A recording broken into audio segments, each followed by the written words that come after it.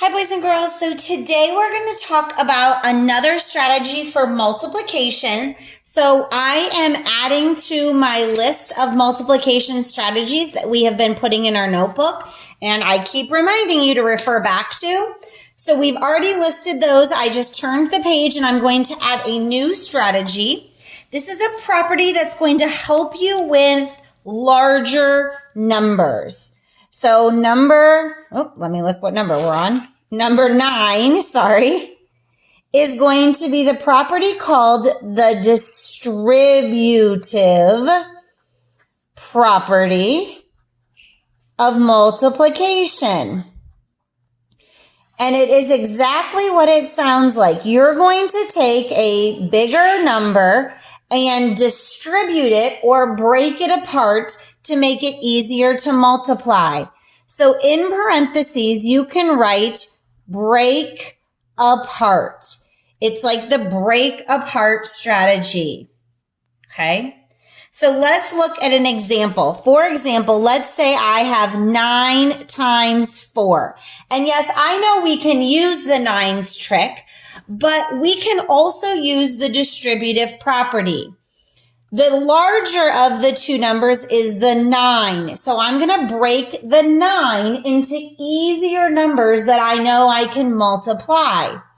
A goal is to use either 2 or 5 as a smaller number because we can all skip count by 2 and 5.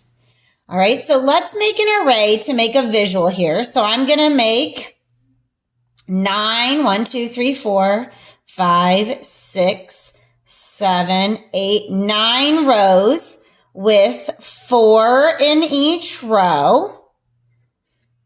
And you can do this with me in your notebook so you have an example. Remember that we do this so you have examples to look back on when you are working independently. So I want to think, can I break 9 into two numbers that I can multiply easier, focusing on 5 and 2. Well, I could break 9 into 2 plus 7, but then that still gives me 7 as a number that's not easy to multiply. So let's think about, what if we broke 9 into 5 plus 4? Can I multiply 5s and 4s a lot easier? Yes, I can.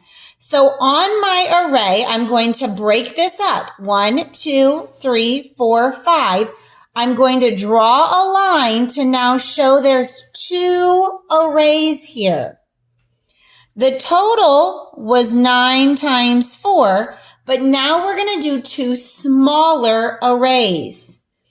So the first array, which is the top one, is now 1, 2, 3, 4, 5 times 4.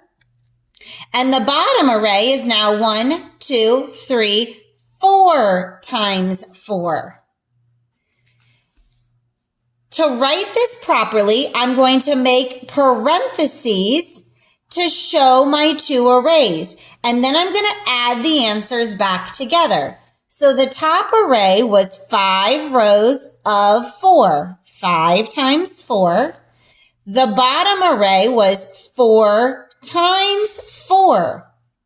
Notice that I did not break the 4 apart. I only broke one factor apart. Now we're going to find the answer. What is the answer to 5 times 4? Well, I can count by 5s.